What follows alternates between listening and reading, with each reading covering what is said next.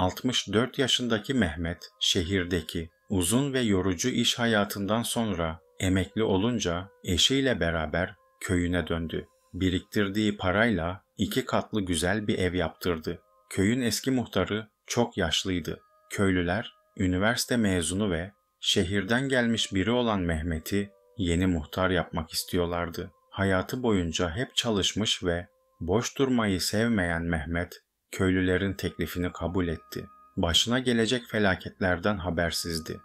3 çocuğu vardı. 3'ü de erkekti. 2 oğlu çalıştıkları için şehirde kalmışlardı. En küçük oğlu İsmail okulunu yeni bitirmişti. Yakında askere gidecekti. Köye taşındıklarında anne kız beraber yaşayan bir aileye komşu oldular. Kızın adı Gülümser'di. İsmail onu zamanla sevmeye başladı. Aileler önce nişan yaptılar. İsmail askerden dönünce de Gülümser'le evlenecekti. Nişandan 2 hafta sonra İsmail askere gitti.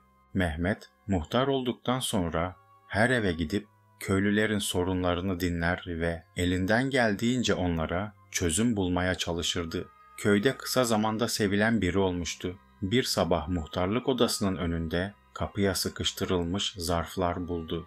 Köylülere gönderilen mektuplar önce muhtarlığa gelirdi. Mehmet bütün zarfları isimlerine göre tek tek ayırdı ama içlerinden biri tanıdık gelmemişti. Hasan isminde bir adamla henüz tanışmamıştı. Mektupları dağıtmak için erkenden yola çıktı. Köyü dolaşarak mektupların çoğunu sahiplerine ulaştırdı.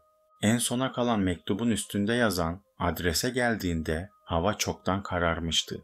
Köyün oldukça uzağında, çevresinde başka bir ev olmayan küçük, eskimeye yüz tutmuş bir evdi. Önce kapıya vurdu ama açan olmadı. İçeri seslenince de değişen bir şey yoktu. Evin arka kısmından cılız bir ışık dışarı yansıyordu. Işığın göründüğü tarafa gitti. Evin içinden bir adamın konuşması geliyordu. Adam konuşma arasında birkaç saniyeliğine susup tuhaf tuhaf sesler çıkartıyor, sonra tekrar konuşmaya devam ediyordu. Işığın geldiği odanın penceresi Mehmet'in boyunu aşacak kadar yüksekti. Pencereye yaklaşıp demir parmaklıklardan tutundu ve parmak uçlarına basarak içeri baktı. Hasan ismindeki adama seslendikten sonra mektubu içeri atacaktı. Ama anlamsız bir şeyler görüyordu. Hasan bomboş odanın içinde kendi kendine konuşuyordu. Mehmet içeriye dikkatlice baktı. Emindi. Odada başkası yoktu. Hasan önce sinirli konuşuyor, olduğu yerde dönüyordu. Konuşması bitince karşısında biri varmış gibi havayı okşuyor ve gülüyordu. Sonra da yatağın üstüne çıkıp başını bacaklarının arasına alıyor ve ağlıyordu. Ağlarken aynı konuşmayı tekrarlıyordu. Neden onları öldürdün? Neden ailemi benden aldın? Şimdi senden de çocuklarım oldu. Onlardan korkuyorum. Sizinle aile olmak istemiyorum. Mehmet onu görünce korkmuştu. Görünmeden evin önüne geldi. Mektubu kapının altından atıp koşarak oradan uzaklaştı.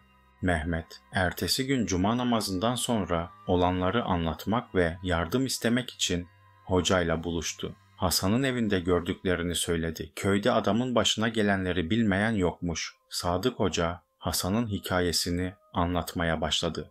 Hasan, eskiden köyde çok sevilen ve herkesin yardımına koşan biriymiş.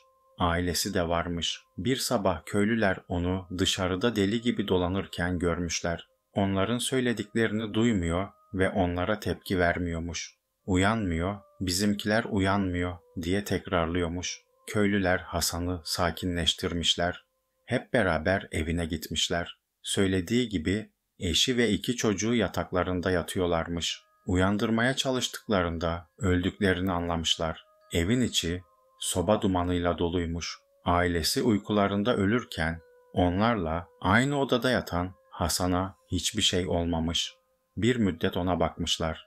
İşlerinde yardımcı olmuşlar. Hatta yeniden aile kurması için onunla evlenmek isteyen kızlar da bulmuşlar. Ama Hasan hiçbirini istemiyormuş. Tek başına yaşamaya karar vermiş. Yaşadığı bu olaydan sonra içine kapanmış. Her sabah erkenden evinden çıkar, tarlasına gidip çalışır, öğleden sonra evine döner ve bir sonraki günün sabahına kadar dışarı çıkmazmış. Evine girmek isteyenlere kapıyı açmaz ve başkalarının evlerine de gitmezmiş.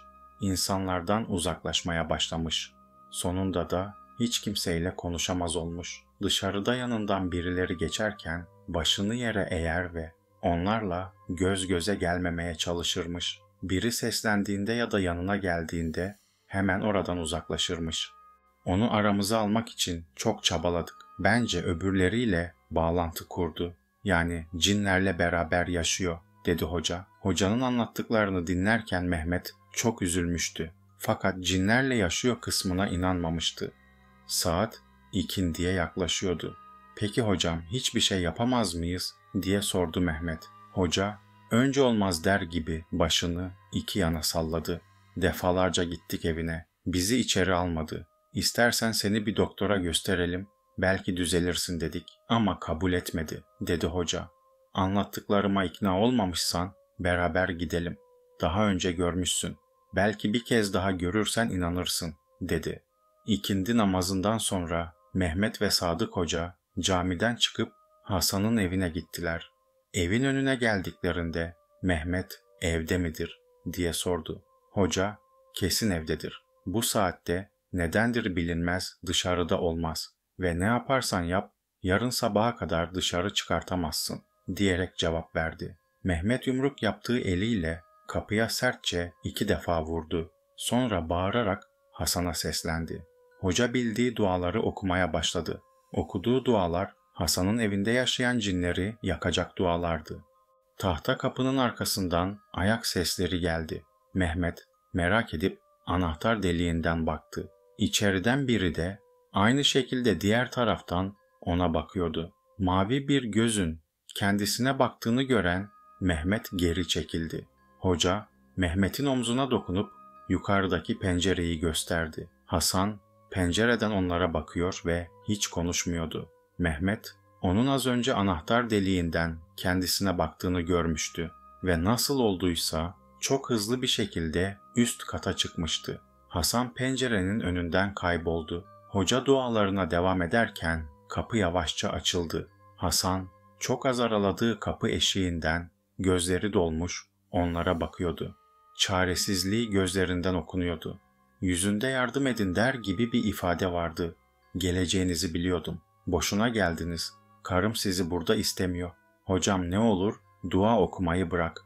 Çocuklarıma zarar veriyorsun deyip kapıyı yüzlerine kapattı ve bir daha açmadı. Hasan kapının ardından Mehmet'e seslendi. Oğlunu merak etme. Askerde rahatı yerinde dedi. Mehmet duydukları karşısında şok olmuştu. Aklında devamlı askerdeki oğlu vardı. Oğlunun askerlik yaptığı yer dağın başıydı ve çoğu zaman ondan haber alamıyordu. Hasan onu 2. kez şaşırtmıştı. Mehmet Hasan'a dikkatlice bakmış ve onu incelemişti. Kısa boylu, esmer biriydi. Sonra bir şey fark etti. Hasan'ın gözleri mavi değil, siyahtı. Ama anahtar deliğinden gördüğü gözün mavi olduğundan emindi.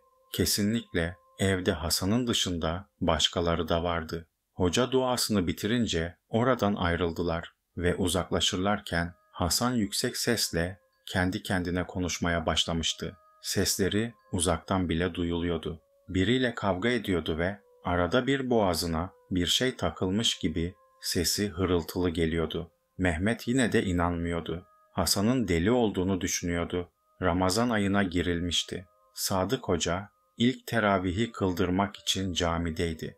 Eşi Elif Hanım da evde seccadenin üstüne oturmuş bir yandan yatsı ezanını beklerken bir yandan da Kur'an okuyordu. Salim'i merak edince kalkıp dışarı çıktı. Salim, Sadık Hoca'nın tek çocuğuydu. Akşam namazından sonra babasıyla camiye gidip beraber namaz kılacaklardı. Ama camiye gitmeyi unutmuş, arkadaşlarıyla beraber oyuna dalmıştı. Caminin karşısındaki boş bir arazide top oynuyorlardı. Zamanın nasıl geçtiğini anlamamıştı. Büyük çocuklardan biri topa var gücüyle vurunca top arkalarındaki evin bahçesine düştü. Kaleci olduğundan topu alma sırası Salim'deydi. Önce gitmek istemedi, korkuyordu. O evde yıllardır yaşayan yoktu. Eski sahipleri de terk edip gitmişlerdi. Çocukların ısrarıyla bahçeye indi. Etraf oldukça karanlıktı. Ama bahçe dışından gelen arkadaşlarının sesi ona cesaret veriyordu. Her yere bakındı. Top harabe evin girişinde kapının altında duruyordu. Nefesini tutarak oraya yürüdü. Dikkatlice eğilip topu aldı. Tam başını kaldırırken bahçede yalnız olmadığını hissetti. Kapının kenarından tek bir göz doğrudan ona bakıyordu. Hızla arkasını dönüp bahçenin dışına doğru koşmaya başladı. Ensesinde birinin nefesini hissediyordu. Ne kadar hızlı koşarsa koşsun, arkasındaki ürpertiden kurtulamıyordu. Topu bahçe dışına fırlattı. Duvara tutunup tırmanmak isterken ayağı kayıp yere kapaklandı. Ayağa kalkınca bahçede kendini izleyen gözün 2 tane olduğunu gördü. Gözler irileşerek Salim'e yaklaşıyorlardı. Yatsı ezanı okunmaya başladı. Gözler homurdanarak geri çekilip evin içine girdiler. Salim duvara tırmanıp topu arkadaşlarına verdi ve evine koştu. Ezan bitmişti. Yolda ne tarafa baksa aynı gözleri görüyordu. Çöp kutusunun içinde oynayan gözler, elektrik direğinin üstündeki gözler, çatıların kenarlarından ona bakan gözler. Gözler onu takip ediyorlardı ve sayıları giderek artıyordu. Bedenini saran korku, düşüncelerini silip yok ediyordu. Camiye gitmeyi unutmuştu. Arkadaşlarıyla top oynadığını unutmuştu. Evinin yolunu bile unutmuştu. Yanlış sokaklara girmiş, kaybolmak üzereyken annesinin sesiyle aklı başına geldi. Gözler bir anda kayboldu. Kendine gelen Salim nerede olduğunu anladı. Evini geçmişti ama çok uzakta değildi. 2 ev arasından penceredeki annesini görebiliyordu. Eve gidip ayakkabıları çıkarttı. İçeride köfte kokusu vardı. Annesi en çok sevdiği yemeği yapmıştı. Aç olmasına rağmen annesine yemek istemiyorum diyerek odasına girdi. Yatağın içine gömüldü. Bir müddet sessizlik olduktan sonra başını dışarı çıkarttı. Ürkütücü gözleri artık görmüyordu. Yataktan kalkıp galiba hayal görüyorum diye düşündü. Kıyafetlerini değiştirmeden yatağa girdiğinden annesi onu bu haliyle görürse kızabilirdi. Girişe yürüdü. Arkasındaki eşofmanlarını almak için kapıyı kendine çekti ve gözlerle karşı karşıya geldi. Kapı bir anda kendiliğinden kapandı. Hemen yatağa koşup tekrar çarşafın altına girdi. Yine aynı sessizlikten sonra başını dışarı çıkarttı. Gözler tekrardan kaybolmuştu. Aniden sessizliği parçalayan fısıltılar duydu. Sesler yatağın içinden geliyordu. Çocuk ürkekçe çarşafı kaldırdı. Karnının üstünde bir çift göz çocuğa bakıyordu. Onların ağırlığını göğsünde hissediyordu ve bedenini hareket ettiremiyordu. Gözler şekillenip Salim'e yaklaştılar. Biçimsiz bir beden çocuğu hapsetti. O bir cindi ve Salim'i etkisi altına almıştı. Sadık Hoca namazdan dönünce çok açım diyerek eşinden sofrayı hazırlamasını istedi. Sonra Salim'i sordu. Elif Hanım yemeği ısıtmak için ocağın üstüne koyduktan sonra eve geldiğinden beri dışarı çıkmayan çocuğun odasına gitti.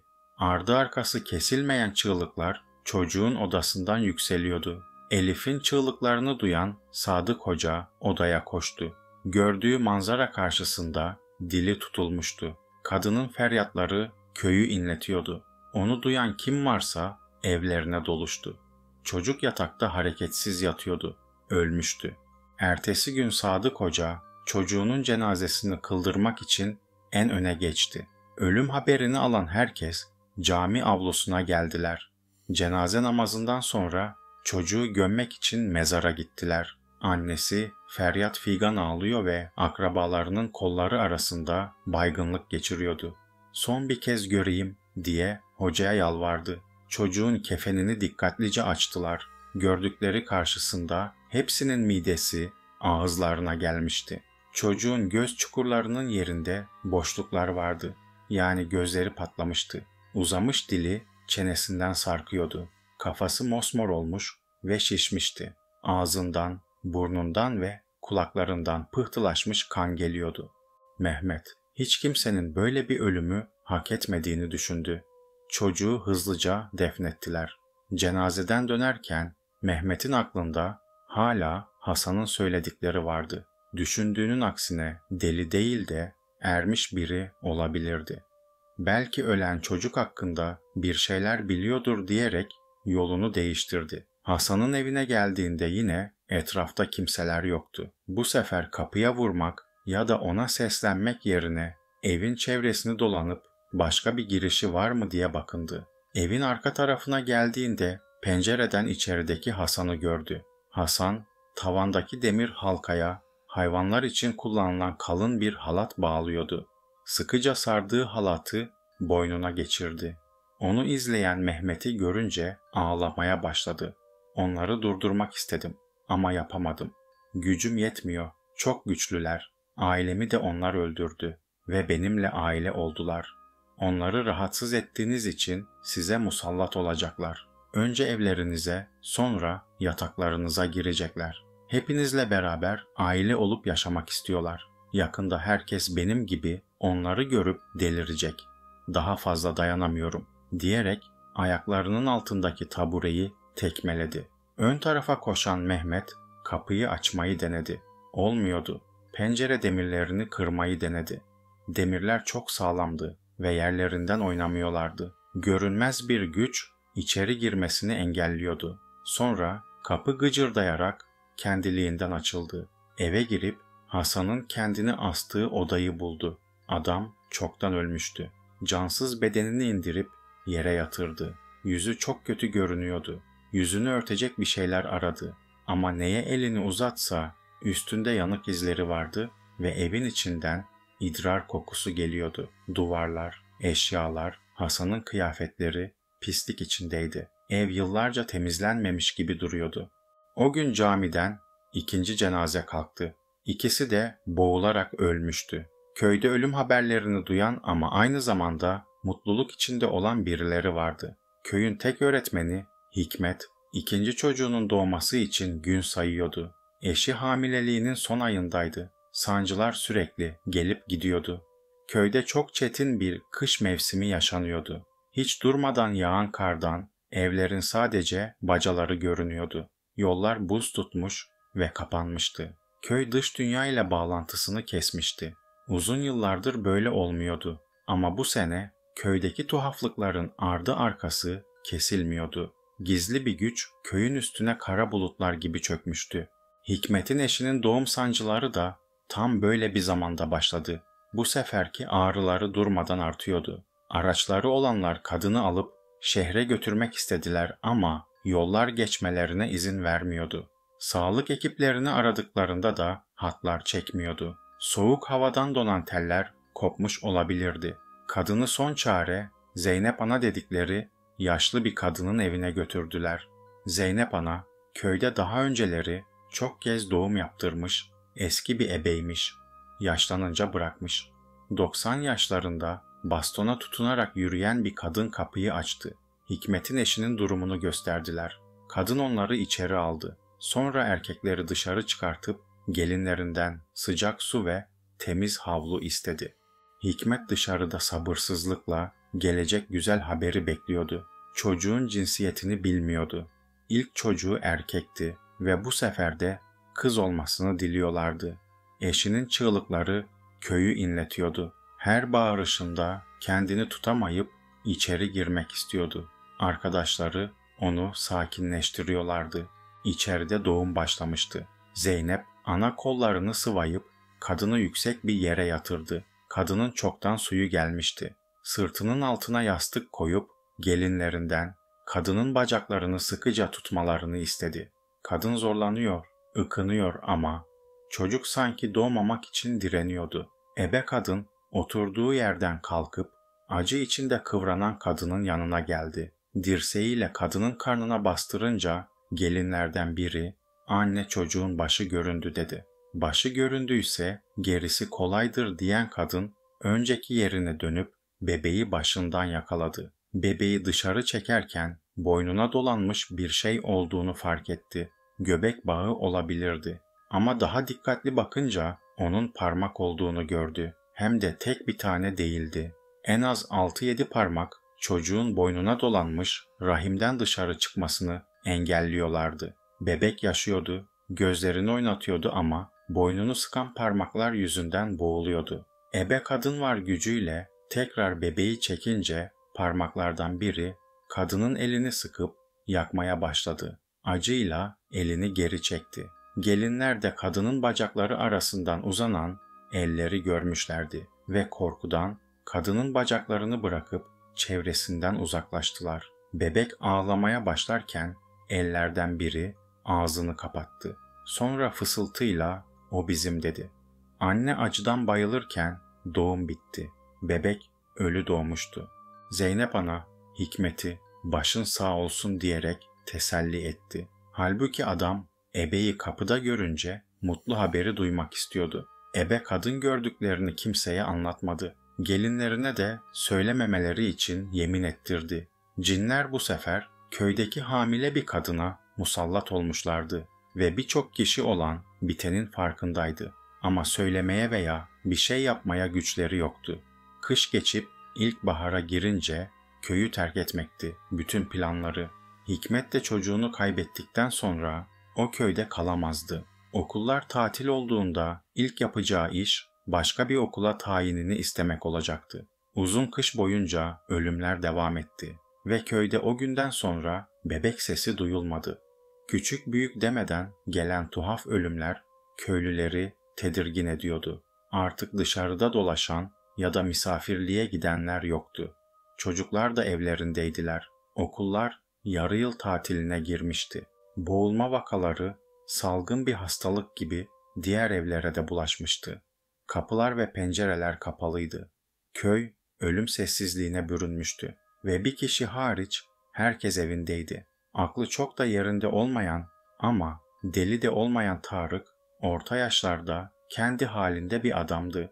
Babasıyla beraber yaşıyordu ve en nefret ettiği şey evde kalmaktı. Yazın hiç eve girmez. Nerede akşam, orada sabah gezip tozardı. Babası tarlaya çalışmaya gittiğinde onunla gitmez, başkalarının tarlasından çaldıklarıyla karnını doyururdu.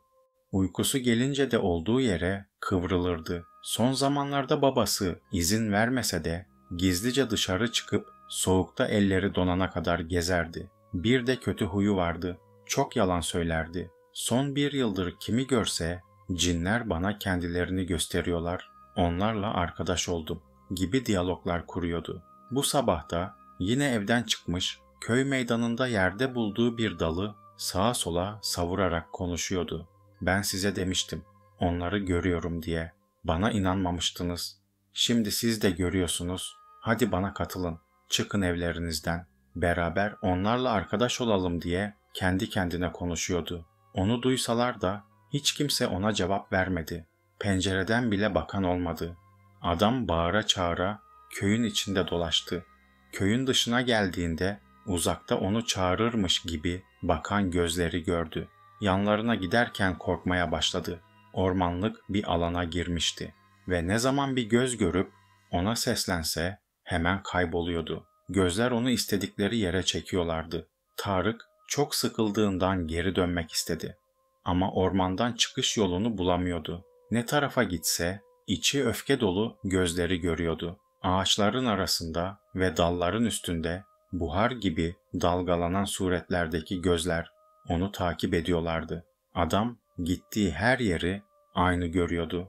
Sanki ağaçlar hareket ediyor ve onun çıkmasını engelliyorlardı. Ağaçlar giderek sıklaştılar. Adamı aralarına alıp sıkıştırdılar. Tarık bedenini saran dalların arasında örümcek ağına takılmış bir kelebek gibi çırpınıyordu. Kurtulmak isterken her hareketinde keskin dallar kollarını kesiyordu. Dalların arasından çıkan saydam eller adamın başını sardılar. Yakıcı dokunuşları yüzünde, ensesinde ve kulaklarında hissediyordu. Eller Tarık'ın başını sıkmaya devam ettiler. Önceden ona kendilerini gösteren cinler, şimdi sırlarını başkalarına anlattığı için Tarık'a öfke kusuyorlardı. Yakıcı eller arasındaki soğuk bir ölüm, kırmızıya boyanmış ve geri çekilen dalların içinde adamı sardı. Köylülerin çoğu kış girmeden şehre gidip kömür almamışlardı. Hayvanları olanlar yakacak olarak tezek kullanıyorlardı. Bazıları da ormandan gizlice kestikleri ağaçları kış çıkana kadar yakıyorlardı. İki köylü sırtlarına attıkları baltalarla gece yola düştüler. Gece gidiyorlardı çünkü gündüzleri onları gören birileri olabilirdi.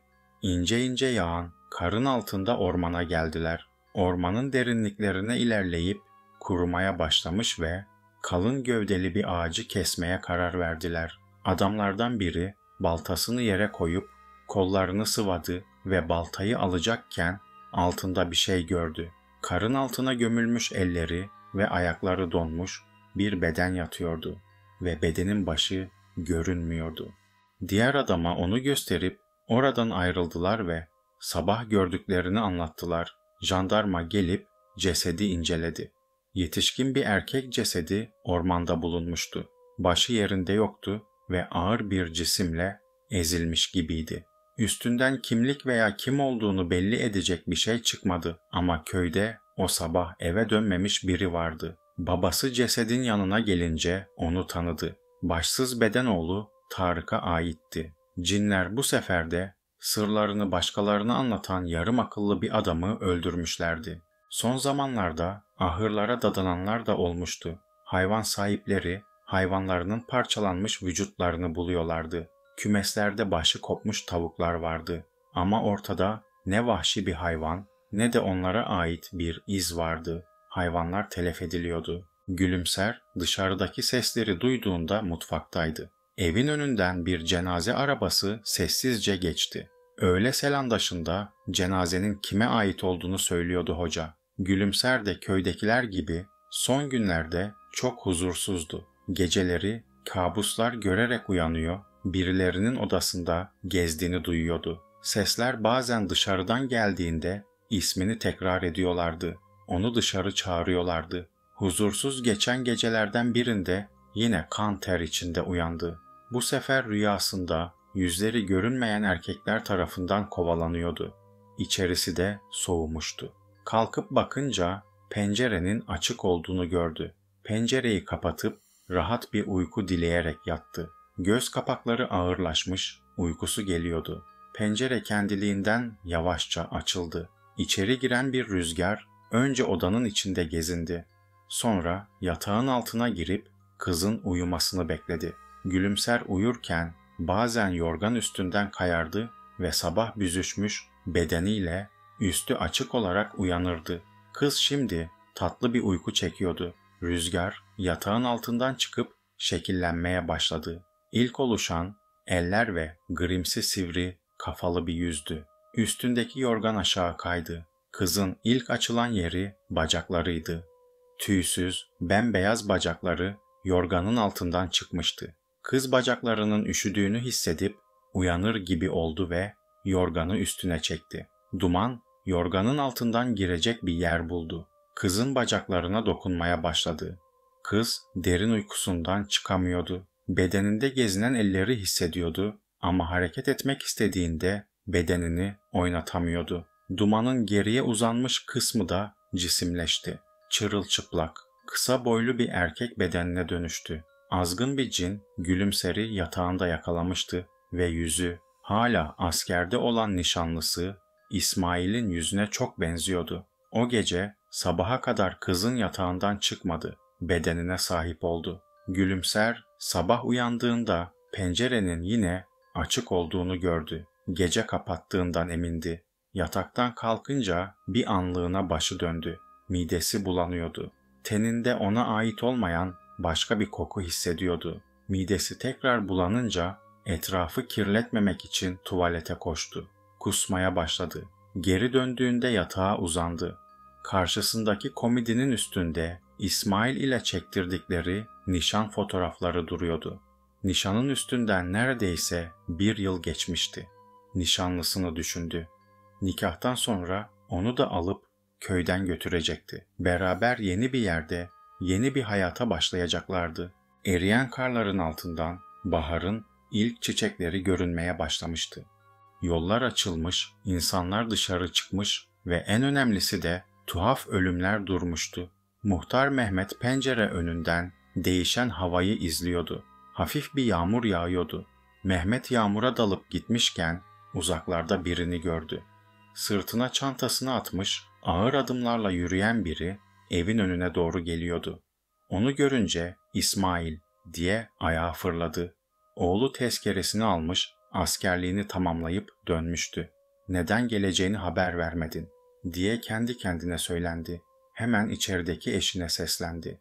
İkisi beraber dışarı çıktılar. Eşi kapıyı açtığında onları bekleyen kimse yoktu. Sonra Mehmet yerde duran, üstü asker yeşili bavulu gördü.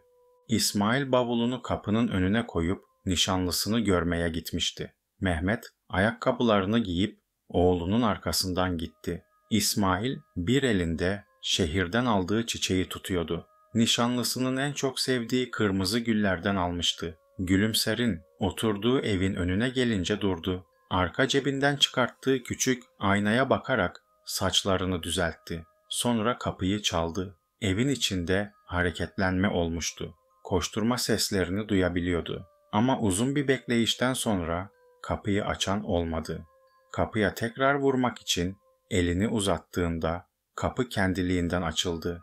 İsmail huzursuzca başını uzattı. Girişte hiç kimse yoktu. Ayakkabılarını çıkartıp içeri bir adım attı. Evin içi dışarıdan daha soğuktu. Her yer yıpranmış ve eskimişti. Nişanlısı olduğu için askere gitmeden önce ne zaman isterse kızın evine girebiliyordu. Hatırladığı kadarıyla derli toplu ve temiz bir evi vardı.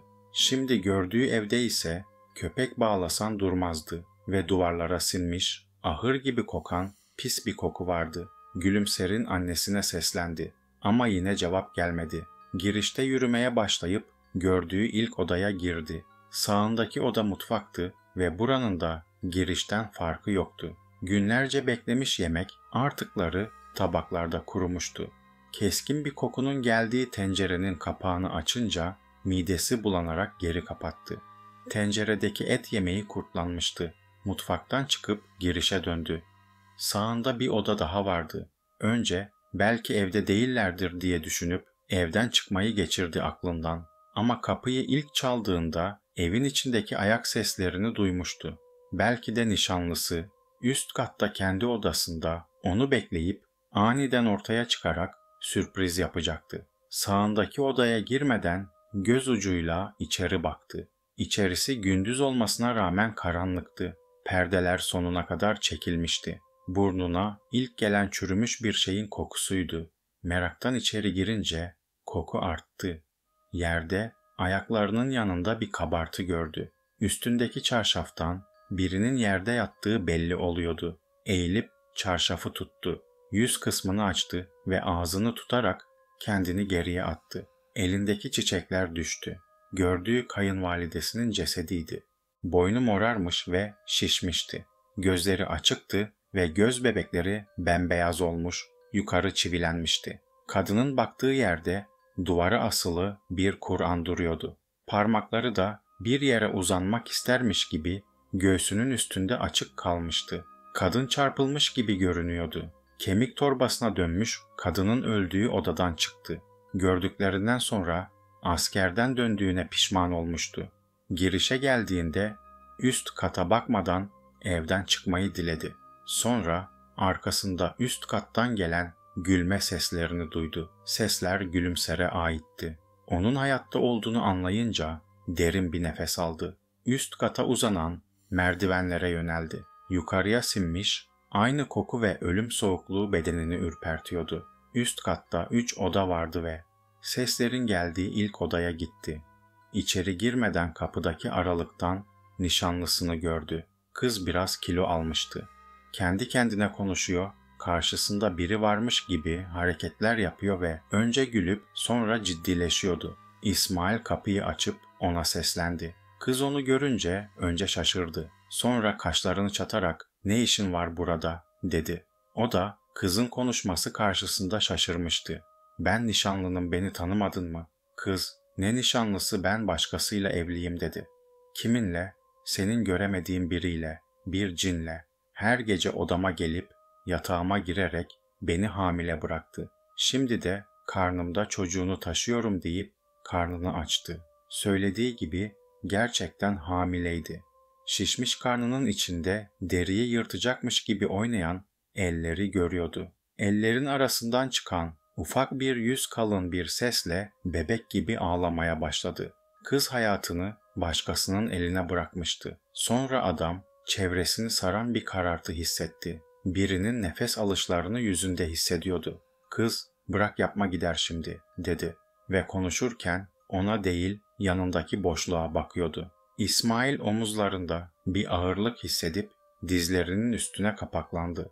Ağırlık göğsünün üstüne oturmuş, boynunu sıkıyordu. Mehmet, oğlunun peşinden koşarak evin önüne geldi. Kapıda ayakkabılarını görünce tereddüt etmeden içeri girdi. Başının üstündeki tavanda güçlü bir vurma sesi geliyordu ve kızın kahkahaları evin içini dolduruyordu. Üst kata çıkıp gördüğü manzara karşısında şok oldu. Oğlunun üstünde belli belirsiz bir şeyin parlayan gözlerini gördü. Daha dikkatli bakınca gördüğü kişi tıpatıp oğluna benziyordu. Gözler oğlunu hareketsiz bıraktıktan sonra ona döndüler ve hızla havada süzülür gibi hareket ederek ona yaklaştılar. Geri dönüp merdivenlerden atladı. Aşağı düştüğünde bileğini burkmuştu. Bedenini kaldırarak girişteki hala açık olan kapıya doğru topalladı. Sonra görünmez bir duvar gibi önünde duran bir şeye çarpıp düştü. Saydam bedenleri değişmeye başlayan gözler çoğalıyordu. Dışarıdan esen sert bir rüzgar gözleri evden içeri taşıyordu. Fırtına içindeki uğultular gibi birileri çevresini sarıyordu. Karşısındaki son bir yılda ölenlere benzeyen kalabalığı daha net görebiliyordu. Onlar cinlerdi. İçlerinden biri adamı tutup duvara fırlattı. Duvara başını çarptıktan sonra alnından sıcak bir sıvının aktığını hissetti. Kanayan başından çıkan kanlar gözlerinin önüne doluyordu ve kanların arasında bedenleri çarpık, diz kapakları eğri büğrü, ayakları ters dönmüş canlılar ona yaklaşıyordu. Şimdi inanıyordu. Köydeki söylentilere, herkesin ölümün ardında insanların gücünün yetmediği bir güç olduğuna inanıyordu ve cinlere. Bedenini saran elleri boğazında hissetti. Boğuluyordu. Cinler köydeki her eve musallat olmuşlardı. Köyün yeni sahipleri onlardı. Kendilerine itaat eden ve onlarla birleşip aile kurmak isteyenleri delirtip yaşamalarına izin veriyorlardı. Sevmediklerini ve karşı koyanları da boğarak öldürüyorlardı. Köyden kaçabilen canını kurtardı. Aradan uzun yıllar geçmişti. Hiç kimse yasaklanmış gibi o köyden söz etmiyordu. Çevre köylerde yaşayanlar bile köyün yakınından geçmiyorlardı.